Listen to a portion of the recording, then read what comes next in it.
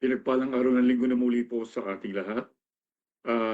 Ang ating pong aralin ngayon ay magmumula sa Awit 32, Psalm 32, na may pinamagatan po natin the blessedness of a forgiven sinner. Samahan po ninyo ako sa pagbabasa po nito. Maikli lamang po naman ito. How blessed is he whose transgression is forgiven, whose sin is covered. How blessed is the man to whom the Lord does not impute iniquity, and in whose spirit there is no deceit. When I kept silent about my sin, my body wasted away through my groaning all day long. For day and night your hand was heavy upon me. My vitality was drained away as with the fever of heat of summer. I acknowledged my sin to you, and my iniquity I did not hide. I said, I will confess my transgressions to the Lord, and you forgave the guilt of my sin. Therefore, let everyone who is godly pray to you in a time when you may be found. You are my hiding place. You reserve me from trouble. You preserve me from troubles. You surround me with songs of deliverance. I will instruct you and teach you the way which you should go. I will counsel you with my eye upon you. Do not be as the horse or as a mule which have no understanding, whose trapping include bit and bridle. Hold them in check. Otherwise, they will not come near you. Many are the sorrows of the wicked, but he who trusts in the Lord, loving kindness shall surround him. Be glad in the Lord and rejoice, you righteous ones, and shout for joy, all you who are upright in heart. Samahan po ninyo ako sa maikling panalangin. Amang Diyos na nasa langit, luwalhatiin ang ngalan mo, Panginoon, sa iyong walang hanggang kabutihan sa amin. Ang iyong biyaya at kahabagan, O Diyos, ay patuloy po na dumadaloy ng buong kasaganaan sa buhay ng bawat isang nagpapakumbaba sa iyong harapan. Maraming salamat na muli po sa isang panibagong araw na ikaw ay pag-ukulan namin ng pinakamataas na papurit pagsamba at patuloy po na magpagabay sa bawat katuruan na nagmumula sa inyong banal na salita. Hiningi po namin, Panginoon, ang inyo pong paghahari sa aming kalagitnaan, sa bawat kinaroroonan ng bawat anak mo saan man sila naroon, O Diyos. Ipahintulot po ninyo, Panginoon, na inyong banal na espiritu lamang siya maghari at katagpuin po ninyo ang bawat isa ayon sa kanilang pangangailangan ng kanila po maririnig, O Diyos, ay ang iyong tinig sa kanilang mga puso at hindi po tinig ng tao. Ipahintulot po ninyo ang kaganapan ng lahat ng pinakamabuti mong layunin sa araw na ito sa bawat anak mo. Maganap po ang lahat na ayon sa inyong kalooban. At ang lahat po, O Diyos, sa ikaluluwalhati at kadakilaan ng inyong banal na pangalan. Salamat po, Ama, sa pangalan ni Jesus, na aming Panginoon at tagapagligtas. Amen. Amen. Simulan po natin agad sa ating introduction, na ito po ang point number 1 natin. Kasi po maganda po na maunawaan natin na muna na mabuti kung bakit ito ay naisulat ni Hari David. Kasi po ito ay sinulat ni David na marahil may kinalaman sa kanyang karanasan nung siya ay dinisiplinahan ng Panginoon dahil sa kanyang kasalanan. Matindi po ang kanyang kasalanan, adultery at murder, na ito po ay nakatala sa 2 Samuel chapter 11 at chapter 12. Ngunit dahil sa kanyang taimtim na paghingi ng kapatawaran, kanyang pagsisisi at paghingi ng kapatawaran, siya ay napatawad at kanyang na-enjoy ang pagpapala ng buhay pagkatapos po ng pangyayari yun. Hindi lamang niya ipinahayag ang kabutihan ng Diyos, kundi kanya rin hinihimok ang lahat na makarinig ng kanyang awit at makabasa ng kanyang awit na magpakumbaba sa harap ng Diyos. Dahil ang Diyos lamang ang tanging nakikipag-ugnay sa tao ng buong kahabagan at biyaya sa mga taong makasalanan na nagsisisi. At ang pagsasawalang bahala o pagtalikod o kanilang pinabubulaanan o di kaya pinagtatakpan ng kanilang kasalanan. Regardless po ito kung paano kalaki ang kasalanan o paano kaliit. Ang lahat po ng ganitong gagawin ay maghahantong po sa pagdidisiplina ng Panginoon. Sa kabilang dako, ang isang tao na totoong nagsisisi ng kanyang mga kasalanan at humihingi ng kapatawaran ng Diyos ng buong kataimtiman ng puso, ay hindi lamang po napapatawad, kundi siya ay binibigyan din ng katiyakan na binura na ng Diyos ang talaan ng kanyang mga kasalanan. Si David po, dito po sa kanyang kapahayagan dito sa Psalm 32, ay pinasimulan niya ng pagpapahayag ng kabutihan ng Diyos. Itong una na niyang ginawa, bago niya ibinahagi ang napakagrabing epekto ng pagtatago ng kanyang kasalanan sa kanyang puso na kanyang nagawa. Kaya po, yung kasalanan po ni David ay sobrang napakalaki. Ngunit nung siya ay nagsisi ng buong kataimtiman, na-enjoy niya ang pagpapala at ang kapatawaran ng Diyos. At mula noon, pagkatapos po noon, ang tanging minithina lamang ni David ay ang makasunod sa kalooban ng Diyos at mamuhay ayon sa palatuntunan ng Diyos. At ang patuloy na magbigay ng kalwalhatian sa kanyang pangalan.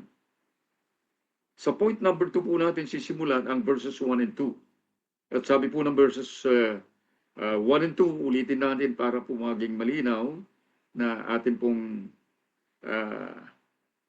babasahin. How blessed is he whose transgression is forgiven, whose sin is covered. How blessed is the man whom the Lord does not impute iniquity, and whose spirit there is no deceit. Take note na dito po, kinilala ni David ang kanyang kasalanan. Inamin niya ang kanyang kasalanan sa Panginoon sa harap mismo ni Propeta Nathan. Nakatala po yun sa 2 Samuel chapter 12 verse 13. Tingnan po natin yun. Dito po, nung kinonfront po ni Nathan si David. Then David said to Nathan, I have sinned against the Lord. And Nathan said to David, the Lord also has taken away your sin. You shall not die. However, because by this deed you have given occasion to the enemies of the Lord to blaspheme the child, and the child also that is born to you shall surely die. So makikita po natin na patawad po ng Diyos si David, gayon pa man ay buong pagpapakumbaba na tinanggap niya yung kahihinatnan o yung consequence ng kanyang kasalanan. Yun yung verse 14 po na binasa natin kanina. Nagkaroon na napahamak ang kanyang bayan at yung kanyang anak kay Bathsheba ay namatay. At ito makikita po natin, may consequence sa kasalanan. Ngunit may kapatawaran ng Diyos. Ito po magandang basahin po natin in 1 John chapter 1 verses 8 and 9. Kasi ito po magandang dahil maunawaan po natin na lahat tayo nagkasala. If we say that we have not sinned, we have no sin. We are deceiving ourselves and the truth is not in us. Sa madalit salita, lahat tayo nagkasala at nagkakasala. If we confess our sins, He is faithful and righteous to forgive us our sins and to cleanse us from all unrighteousness. Ito naman po yung maganda. Kung inihahayag natin sa Diyos, kaya po ang confession, inihahayag natin sa Diyos. At kung kinonfront tayo ng tao, sa harapan ng tao, sa harapan ng Diyos, atin pong inihahayag ang ating kasalanan. At para maunawaan pa po natin ang lubusan, dagdagan po natin ang kaunawaan dito, letter A, under the point number 2, the sin of a penitent person is not only forgiven, but that also God does not count it against him anymore. Makita po natin, hindi lamang pinatawag ang tao, kundi hindi na nilimot na ito ng Diyos, hindi na ito ibubuelta sa Kanya. Ang diablo po, si Satanas at ang kanyang mga kampon, ay maaring patuloy po tayo na papaalalahanan sa ating mga nakaraang kasalanan. Yan ang gawain niya kasi. Yung pong sirain ang ginagawa ng Diyos sa buhay ng mga taong pinatawad ng Diyos at tinawag niya. Kaya ang nagpapaalala ng kasalanan ay ang diablo. Ngunit, kung alam natin na ang totoong kabutihan ng Diyos, ang totoong pagpapala ng Diyos, pagpapala ng kanyang kapatawaran, kung alam natin ito magiging dahilan upang ang tao ay maninindigan ng matibay sa kanyang pananampalataya at patuloy niyang gugustuhin o hahangarin at patuloy niyang ipupursue ang mabuting pamumuhay, ang matuwid na pamumuhay upang sa kanyang pamumuhay ang Diyos ay maluwalhati. Yun po yung isang pinakamagandang bahagi ron. Letter B, a forgiven sinner who pursue righteousness and purity of heart is truly blessed. Kung totoo na tawin na patawad at kanyang isinusulong ang pagiging matuwid at kadalisayan ng puso, nandun po yung totoong pagpapala. Kaya po ang totoong pagpapala hindi po sa mga bagay na pinagkakaroon ng sanlibutan, kundi nandun sa puso ng Diyos na iginagawad niya sa tao. At ito ay walang kapantay. Isipin po natin, paano kalaki, grabe po laki ng kasalanan ni David. Pinapatay niya yung asawa ni Bathsheba, pagkatapos hinalo niya si Bathsheba. Ngunit nung kanyang kinilala ang kanyang kasalanan at totoong nagsisi, at mula noon, ang tanging hangarin na lamang niya ay mamuhay ayon sa kalooban ng Diyos, upang sa ganun ay patuloy na ang kanyang buong buhay ay magdala ng kalulatian sa pangalan ng Diyos.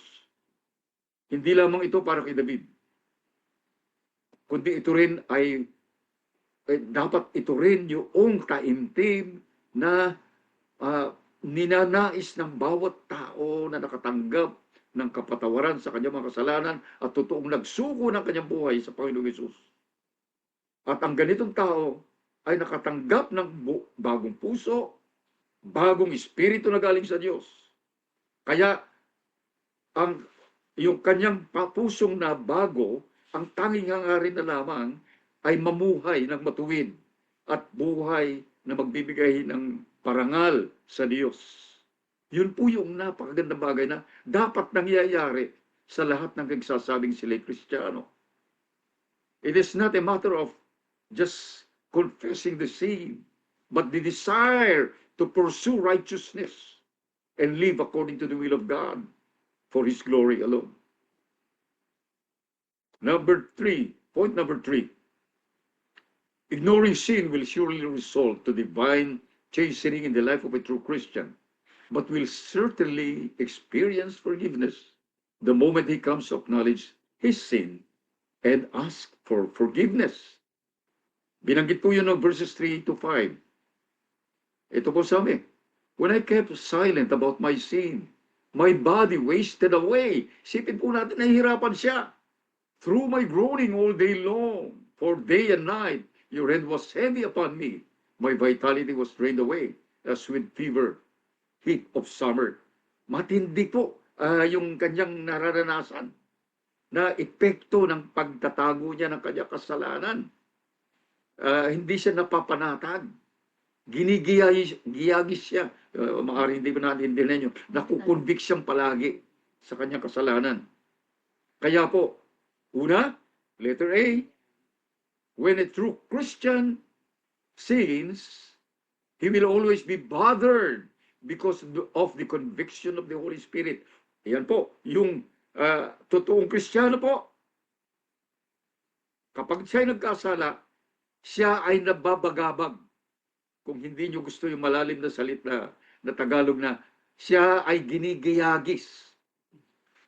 Mahirap po niya. Nababagabak dahil po sa conviction ng Holy Spirit na sa kanya. Kaya po, wala siyang kapanatagan, wala siyang kapayapaan sa kalooban kapag kanyang itinatago ang kanyang kasalanan dahil hindi mo may tatago ito sa Diyos.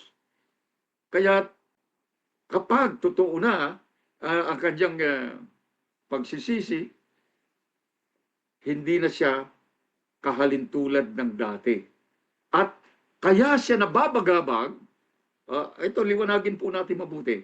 Ang totoong nababagabag sa, yung mga totoong Kristiyano ay totoong nababagabag sa kanilang kasalanan. Wala silang kapanatagan, walang katiwasayan ang kanilang kalooban. Ngunit ang fake na Kristiyano sa kabilang dako, walang pakialam. He doesn't care.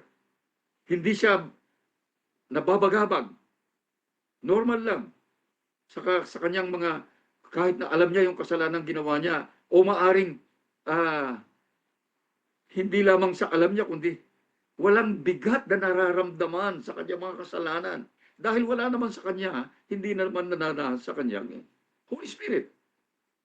Kasi pare-pareho po tayong ganito noon. Alam natin yung kasalanan natin, pero hindi po tayo bagabag. We're not bothered.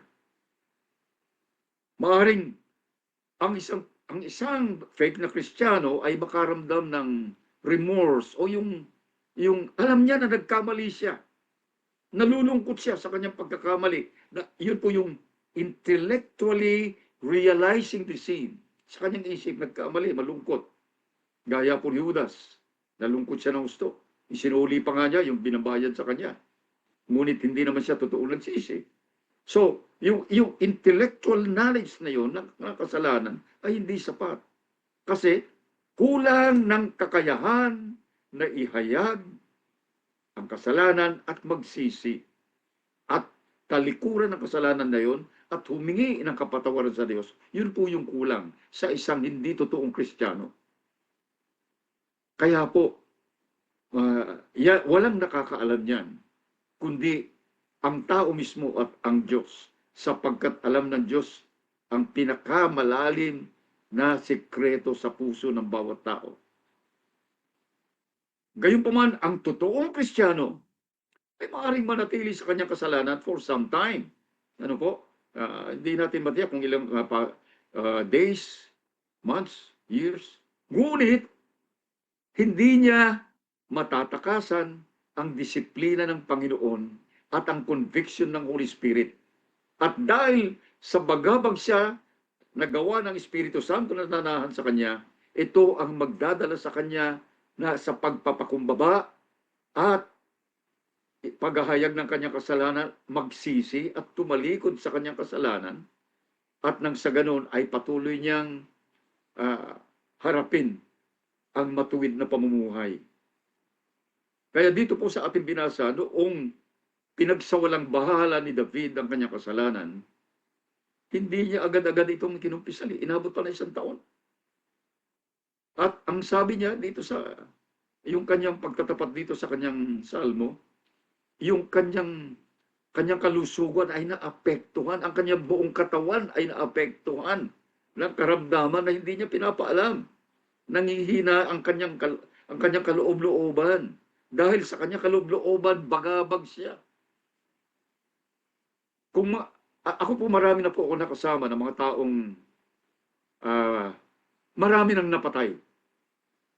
At kapag tinitigan natin ang mata ng tao, marami na napatay, hindi lamang po malikot yung mata, kundi namumula po ang mata. Marami na po ako nakasalamuhang ganito mga tao. At yun po, maaring ang isang peke na Kristiyano ay hindi niya ipinapakitang bagabag siya sa kasalanan. Siyempre, hindi po nakapatay, ngunit nakagawa ng kasalanan. Yung mga ganito po ay ini-ignore, pinagsasawalang bahala. Ngunit deep inside, sila po ay bagabag. Kaya, yung totoo, ang Espiritu Santo ay patuloy na kumikilos sa kanyang puso kung totoong Kristiyano siya. nandun yung palagi yung conviction dahil siya ay tunay na anak ng Diyos. Hindi po umaalis ang Espiritu Santo. Ini-ignore lamang ng Kristiyano kung minsan. At kaya po, yung totoong Kristiyano, dahil siya ay kinukonvict ng Holy Spirit, hindi siya makakasumpong ng kapayapaan sa kanyang kalooban, sa kanyang puso. Maring hindi po tayo nagkasala ng kasimbigat ng kasalanan ni David. Ngunit yung epekto ng kasalanan sa isang totoong Kristiyano, pareho rin. Malaki o maliit na kasalanan. Ang makatotohanang Kristiyano ay bagabag sa kalooban at sa tuwinang siya ay nakakagawa ng kasalanan. Malaki man ito o maliit. It doesn't really matter. Pareho po yun. Ha? Kaya po, yung kasalanan, maaaring kumisan po hindi natin naiintindihan kung paano po kalawak ang kasalanan. Kasi po ang kasalanan ay ang kahit na anong gawa ng tao, isip ng tao, o kondisyon ng puso ng tao na salungat sa kabanalan, sa tuwiran at kabanalan at kalooban ng Diyos. Kaya marami pong mga Kristiyano na pinagsasawalang bahala ang mga bagay nito. Anything that contradicts the will, the righteousness and holiness of God is sin. At doon sa punto na ito, marami po ang Kristiyano na nagsasawalang bahala. How much more yung mga talagang walang relasyon sa Panginoon. Kaya po yung pagkikimkim ng kasalanan, itinatago sa ating puso sa mahabang panahon, makaka-apekton talaga sa spiritual at emotional condition ng tao na aabot pa sa punto na ang kanyang kalusugan ay maapektuhan. Ito po yung hindi natin nakikita kuminsan. At patungkol po sa kalusugan ng tao, para po maging maliwanag sa atin, hindi naman po ibig sabihin na kapag ang tao ay may sakit, siya ay nasa kasalanan. At meron pong mga nagtuturo na kapag ang tao ay may sakit, siya ay nasa kasalanan. Hindi po ganun. Merong mga kasalanan na ang pinagmulan ay ang pagiging irresponsable sa pangangalaga ng katawan. O di kaya naman ay epekto ng kanyang kapaligiran. Gayunpaman, merong kasalanan na resulta, merong illness, merong karamdaman na epekto ng kasalanan o resulta ng kasalanan. Maaaring ito ay alam ng tao o hindi niya alam. Kuminsan hindi alam ng tao na siya nasa kasalanan. Kaya kuminsan binibigyan siya ng karamdaman at yun yung pagkakataon ng tao ay nagbubulay-bulay kung ano ang kanya nagawa. O di kaya naman may mga pangyayaring hindi maganda sa kanyang pamilya, sa kanyang mga mahal sa buhay, na hindi niya nalalaman kung bakit. Ngunit kung siya ay dudulog sa Panginoon, magpapakumbaba, ipapakita ng Panginoon na meron siyang itinatagong kasalanan. Kung minsan yun ay kaparaanan ng Panginoon at galaw ng Espiritu Santo. Kaya kapag ito'y pinagsawalang bahala, magiging kahalintulad ni David. Yun po yung problema. Letter B. The moment a person acknowledges his sin and sincerely repents, he receives forgiveness. Makikita natin na parang paulit-ulit po, pero binibigyan lamang po natin ng sapat na diin ang bawat isa. Kasi po sa verse 5, sabi po ng verse 5, I acknowledge my sin to you, and my iniquity I did not hide. I said, I will confess my transgression to the Lord, and you forgave the guilt of my sin. Nandun agad yung kapatawaran ng Diyos. Kaya po, kanina binasa po natin ang 1 John chapter 1 verses 8 and 9. At yung verse 9, maganda po yung sinasabi. Ano po? If we confess our sins, He is faithful and righteous to forgive us our sins and cleanse us from all our unrighteousness. Lilinisin na tayo kaagad-agad. Kaya po, ngunit, ang confession is not just a matter of saying or declaring it. Hindi basta sinabi. Ano po? Bagamat, ang confession ay talagang ihahayag mo ang iyong kasalanan sa harap ng Diyos. Ngunit, alam ng Diyos ang laman ng puso ng tao kung ito ay makatotohanan o paimbabaw lamang. Kaya ang punto po rito ay yung makatotohanan na kapahayagan ng pagsisisi. At ang tao na makatotohanang nagsisisi, ang kanyang gagawin ay hihingi siya ng tulong sa Espiritu Santo upang bigyan siya ng kalakasan na labanan ang lahat ng mga tukso at kanyang isusulong ang matuwid na pamumuhay. Yun po yung magaganap. Point number 4. A forgiven sinner realizes the goodness and faithfulness of God and will always proclaim God who deals with sin graciously. Ang ganda po nito. Ano po? Pag tinignan po natin mabuti, ulitin nga po natin ang verses 6 to 7. At makikita po natin, therefore let everyone who is godly pray to you in a time when you may be found. Surely in a flood of great waters, they will not reach him.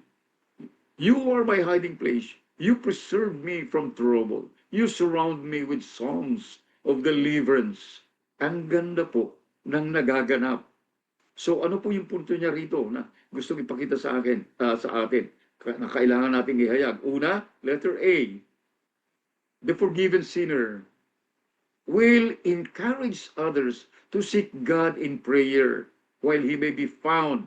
So hindi lamang siya masigla, hindi lamang nakaramdam ng kabutihan ng Diyos, kundi kanya rin hinihimok, ini-encourage ang iba na dumulog sa Diyos sa panalangin. Habang siya ay masusumpungan. Ano po yun? Ang ibig po sabihin. Kasi po ganito, kapag pinagsawalang bahala ang Diyos at ang tao nasa kasalanan, maaaring siya umabot sa punto na siya ay tuluyang itataboy ng kanyang kasalanan palayo sa Diyos.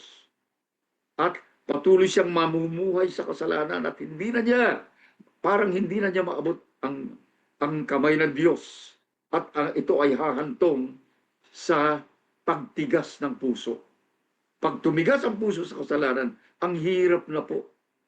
Parang baliwala na sa tuwin na magkakasala. Parang wala na pong sensitivity. Parang wala ng conviction ng tao pag tumigas ang puso na nagpapatuloy sa kasalanan. Yun po yung nakakatakot na parte. At I believe, as far as I am concerned, walang Kristiyanong totoo na ganon. Darating siya sa punto na siya ay mahihimasmasan dahil hindi nawawala sa kanyang Espiritu Santo. Ngunit yung nagpapatuloy at patuloy na tumigas, baka nga wala sa kanyang Espiritu Santo, baka nga siya hindi totoong Kristiyano. Letter B. A forgiven sinner will proclaim not just the goodness of God, but also the fact that God is his refuge in times of calamities and refuge. Okay, yung una po na ating nakita kanina, hihimugin niya yung ibang tao kasi kay buti ng Diyos. Din sa pangalawa, yung totoong napatawad, inihahayag niya ang kabutihan ng Diyos. At hindi lamang niya inihahayag, kundi kanyang inihahayag na ang Panginoon, ang kanyang kanlungan, ang Panginoon ang kanyang tanggulan sa mga panahon ng mga kalamidad, mga sigalot sa buhay, sa mga problema mo bigat na kahit na ano. Gaya po ngayon na parang wala ng kapanatagan ang ating bansa sa sobrang kaguluhan, sa politika, sa gobyerno. Tanging ang ating sandigan, tanging ang ating kanlungan ay ang Panginoon na lamang, siya na lamang po ang ating pag-asa. Dahil sa Panginoon, kung siyang ating kanlungan, sa lahat ng sigalot sa buhay, siya po yung nagpoprotekta sa atin. Sino po pinoprotektahan niya? Yung mga tapat sa Kanya at nagtitiwala sa Kanya ng lubos-lubusan. At yung mga ganitong tao, patuloy na nilang ihahayag ang kabutihan, ang katapatan ng Diyos na Kanyang idililigtas ang tao sa lahat ng mga sigalot sa buhay. Kaya ganda po. Point number 6. Christians are advised not to refuse to submit to the discipline and guidance of the Lord, even if it's hard. Of yun, hindi if, ano? Ako nagkamali ron. Kahit mahirap, kung totoong Kristiyano, ang tao ay hindi niya tututulan, hindi niya tatanggihan, kundi ipapasakop niya kanyang sarili sa disiplina at sa gabay ng Panginoon. Kahit mahirapan siya. Ito, pansinin po natin yung sinabi ng verses 8 to 10. Basahin po natin. Sabi niya, ito po parang ang Panginoon nagsasalita. I will instruct you and teach you in the way which you should go. I will counsel you with my eye open upon you. Nakamatsyag lagi. Do not be as the horse or as the mule which have no understanding, whose trappings include bit and bridle to hold them in check. Otherwise, they will not come near you. Many are the sorrows of the wicked, but he who trusts the Lord, loving kindness shall surround him. Ano ba yung napakaganda pong example yung ginamit po dito ng Panginoon sa verses 8 to 10. Dito po ay ang Panginoon na po mismo ang nangangaral na parang ginamit po ito ni David. Siya yung gumagabay, pinapangaral niya ang kanyang salita, ginagabayan niya ang mga matatapat na kanyang mga anak at sila ay ginagabayan niya patungo sa kaunawaan ng kanyang kalooban. Maaring hindi diretsong ipinapahayag ang kanyang kalooban, pero nandun po yung clue, yung hint ng kalooban ng Diyos mula sa kanyang mga salita. Nangungusap po ang salita ng Diyos kasi ang salita ng Diyos ay buhay na salita. Kaya po, yun ang dahilan kung bakit ang pagkakaroon ng malalim na spiritual discernment at kaunawaan sa kalooban ng Diyos na tila baga hindi hayag, tila baga sikreto. Ngunit ito ay naihahayag sa kanyang salita at ito'y kayang unawain na ito ang katangian ng isang matuwid at tapat na Kristiyano. Katangian po niya yung nagkakaroon siya ng spiritual discernment. Nauunawaan niya kung ano po yung kalooban ng Diyos na kanyang inihayag sa kanyang salita. Kaya po napakahalaga ang confession, ang pagpapahayag sa Panginoon. At pag ito'y ginagawa ng tao, it has to be willingly and wholeheartedly, buong puso na ginagawa niya, hindi lamang salita, kundi makatotohanan mula sa kaibuturan ng puso. Doon po sa ating binasa, maaaring magtataka tayo, pero parang direct na galing po sa Panginoon yung pananalitang ito. Kasi po, yung mga ginamit na pananalita ay directly from the God. Kaya po, ang Diyos mismo, siya mismo, siya mismo nagsasalita rito na makikita po natin. At ang sabi niya, minamatyagan ko ang buhay ng aking mga matatapat na anak upang sila ay patuloy na magpapasakop. Kaya makita po natin, lubos-lubos ang magpapasakop sa kanya, magpapasakop sa kanyang paggabay, magpapasakop sa kanyang disiplina, upang sa ganoon, sila ay masasakupan ng kanyang proteksyon. Yun po yung napakagandang bahagi. Hindi natin nararanasan kung tayo po ay hindi po lubos-lubusan nagpapasakop. Kaya po ang mga totoong Kristiyano ay inaatasan na ipasakop ang kanilang mga sarili sa Panginoon ng buong puso, buong pagpapakumbaba, at huwag matigas ang ulo. Ginamit ng Panginoon na halimbawa yung kabayo. Maari pong sa ating kapanahunan, may mga iba na hindi pa nakakita ng karetela na kung saan po ay may kabayo na humihila o di kaya kabayo tumatakbo na makikita po natin ang kabayo ay parang may maskara, may takip po dito, magkabilang mata, na wala nakikita sa kaliwa, wala nakikita sa kanan. Ito po yung headgear ng kabayo. At may renda po yun upang ito yung pang-control sa kanya. At yung nangangabayo na tao ay kinakailangan pang hatakin niya yung renda upang ang kabayo ay huminto. So, kinakailangan, sabi ng ating binabasa, hindi tayo parang kabayo, hindi tayo dapat parang kabayo na kailangan hatakin pa para huminto. Yung pagtakip sa kanyang mata ng kabayo, upang sa ganoon, hindi siya nadidistract sa nakikita sa kaliwa o sa kanan. Ang nakikita lamang niya ay yung matuwid na daan, kung saan siya ipapaling, saan siya ibabaling ng kutsero. Yun po yung nangangabayong tao. Upang ang ibig pong sabihin, ang Kristiyano po ay naka-focus lamang diretso sa direksyon na nais ng Panginoon na patunguhan niya. Hindi tayo distracted ng mga bagay ng sanlibutan ng ating kapaligiran. Kaya sabi ng ating binabasa, ang totoong Kristiyano hindi dapat parang kabayo, kundi magpasakop ng lubusan ng buong kagalakan at buong pagsunod sa kalooban, sa disiplina ng Panginoon. Yung pong kabayo, nung araw po, ngayon bawal na yata, yung kabayo kinakailang hagupitin pa para tumakbo na mabilis. At kung gusto patigilin, hahatakin yung renda. Yung nakakabit sa kanyang ulo na hawak-hawak ng kutsero. Ano po?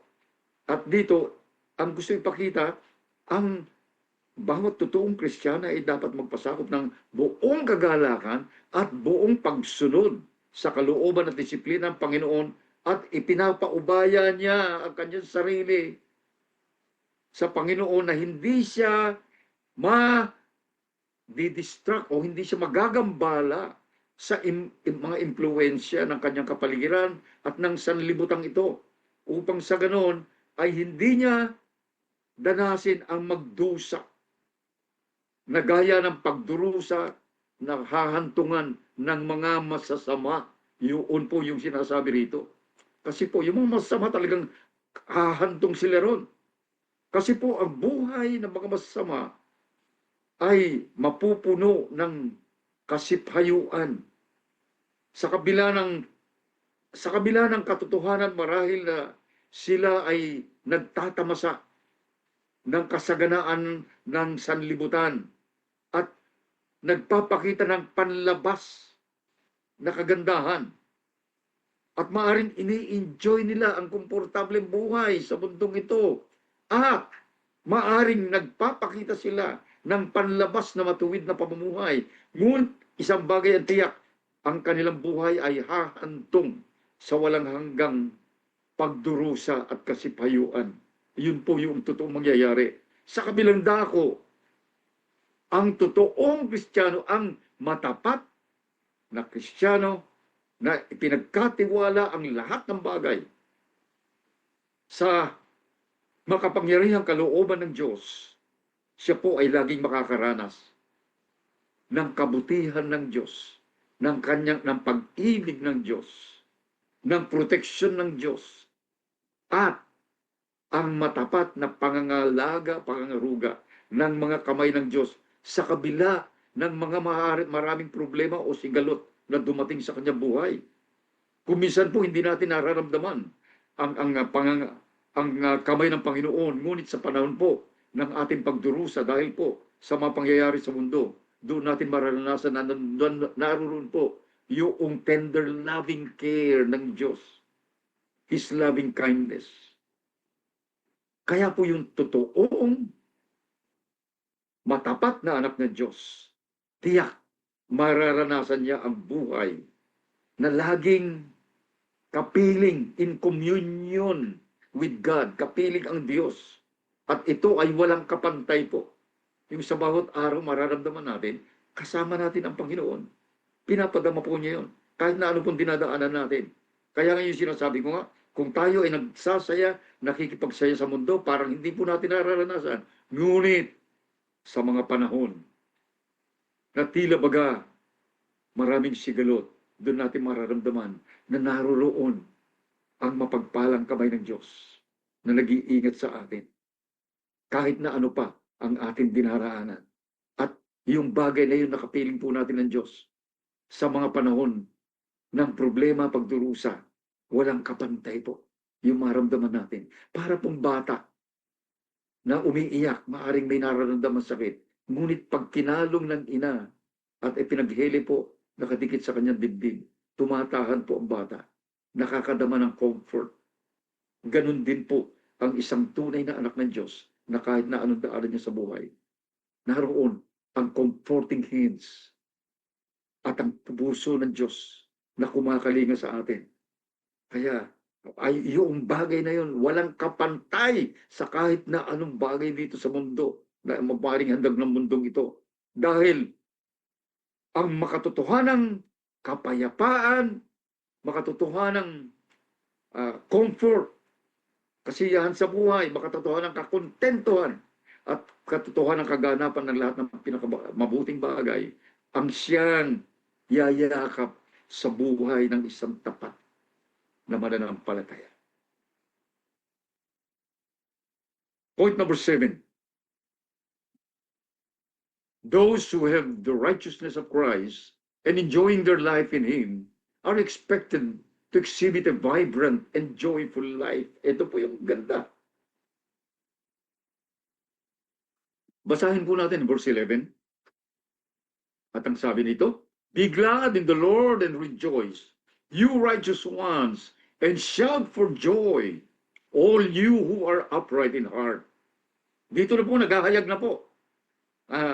Yung mga totoong anak ng Diyos nakakaranas ng kanyang kabutihan ay buong kagalakan na inihahayag ang kabutihan ng Diyos, hindi lamang po sa pamamagitan ng kanilang mga labi, ng kanilang mga tinig, kundi sa bawat araw sa kanilang buhay dito sa mundo, makikita sa kanila ang totoong kagalakan. Yun po yung kagandahan. Kasi po, yung makatotohanang kagalakan sa Panginoon at yung kasiya-siya na buhay sa Panginoon ay hindi po maaring dayain, hindi pwedeng ma-fake ng panlabas na anyo, panlabas na ginagawa ng tao. Dahil ito'y nanggagaling sa kaibuturan ng puso ng tao, sa kaloob-looban ng tao. Dahil ito po yung Espiritu ng Diyos na gumagalaw sa kanyang buhay. At karagdagan pa po nito, itong comment na ito po, na sinasabi ko, sana po ay magawa nating totoong mapagtanto, ma-realize ang uri ng buhay na meron tayo. Nararanasan po ba natin ito o hindi? Ano po yung ating dinadaanan? Ganito po ba tayo o parang ang layo natin sa ganito? Kaya po, kung hindi po natin nakikita ito o nararanasan sa ating buhay, yung pagkaroon ng makatotohanan ng kapayapaan at kagalakan sa Panginoon, huwag na po tayong mag-atubili. Huwag na po nating patagalin pa. Dumulog tayo sa Diyos. Ipahayag ang ating mga kasalanan at magsisi. At pagkatapos po ay isuko natin ang lubos-lubusan ng ating sarili sa makapangyarihang kalooban ng Diyos. Ang lahat ng meron po tayo, isuko natin sa Kanya bago pa maging huli ang lahat, sapagkat sa ngayon po, sa totoo lamang, nagmamadali na po ang Panginoon. Yung mga unreachable na mga tao sa iba't ibang panig ng daigdig, inaabot na po ng Espiritu ng Diyos. At ang mas, alam po niyo kung ano, sino ang mga mahirap abutin? Yung mga nag-aakala na sila ay nananampalataya, ngunit pa imbabaw, hindi ba katotohanan? Yun po yung mga mas mahirap na abutin. Kaya po, it's time for us to come before the Lord. At hayaan nating kanyang saliksikin ang laman ng ating puso, ano ba yung ating kalalagayan sa kanyang harapan? Sa kabilang dako, kung nakikita po natin ang ating sarili na kalugod-lugod sa mata ng Diyos, dahil tayo po ay nagpapasakop ng lubusan, ihayag po natin ang kanyang kabutihan at ang kanyang kalwalatian sa ating pang-araw-araw na buhay, sa ating mga labi at sa ating mga ginagawa. We are supposed to be here to glorify the Lord in every moment of our life, in everything that we do. We give glory and honor to God. Tayo pong lahat ay dumulog sa panalangin. Maraming salamat po aming Diyos na banal. Luwalhatiin ang pangalan mo, Panginoon, sa iyong walang hanggang kabutihan sa amin. Totoo po, Panginoon, na walang kapantay ang iyong kabutihan sa bawat taong totoong nagpapahayag ng tunay na nilalaban ang kanyang puso. At kayo po, O Diyos, ang inyong katapatan ay napakadakila.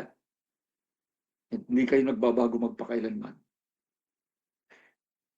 Panginoon, hinihingi po namin sa lahat ng mga nakikinig ngayon na matuto po kaming magpakumbaba sa inyong harapan at ipaubaya ang aming mga puso na inyo nga pong saliksikin. Kung meron pong mga nakatago, O Diyos, na hindi kalugod-lugod sa inyong paningin, bigyan po ninyong bawat isa ng biyaya at kakayahan. Maihayag po namin ito sa inyo. Makahingi kami ng kapatawaran. Sapagkat kayo lamang, Panginoon, na nakakakita sa nilalaman ng aming mga puso. Panginoon, hiningi po namin ang iyong kahabagan sa mga pusong matitigas na nagsasawalang bahala sa mga inaakalang mga kasalanang hindi malaki at maaring baliwalain, ngunit alam po namin wala pong pagkakaiba ang malaki o maliit na kasalanan. Turuan po niyo kami na magpakumbaba ng lubusan. At sa lahat po, Panginoon, ang nagpapasakop sa iyo ng lubusan, aming Diyos, tulungan po ninyo kami na tunay po maipahayag namin ito, hindi lamang po sa aming pananalita, kundi higit sa lahat po, sa aming pang-araw-araw na buhay. Na mula po sa amin makita po ang puso ni Kristo Jesus, na makatotohanang kumakalinga at nagmamahal sa kanyang kapwa, at kinamumuhian ng anumang uri ng kasalanan. Salamat po, Ama. Muli po, Diyos, sa aming pong panimula ng isang panibagong araw. Pagharian po ninyo ang buhay ninyong mga anak. Gabayan po ninyong bawat isa sa landas na kanilang tinatahak. Ilayo sa lahat ng panganib, kapahamakan, o anumang uri ng karamdaman. At ipahintulot po ninyo, Panginoon, na manatili na nakatindig sa pananampalataya ng buong katapatan ng bawat isa hanggang sa iyong pagbabalik, o di kaya ay hanggang sa iyong pagtawag sa amin. Salamat po sa inyo lamang lahat ng papuri, pagsamba at pagluwalhati sa makapangyarihang pangalan ni Kristo Jesus, na namumuhay at naghahari sa piling mo sa pakikipisan ng banal na Espiritu, isang Diyos, magpakasawalang hanggan. Amen. God bless you all.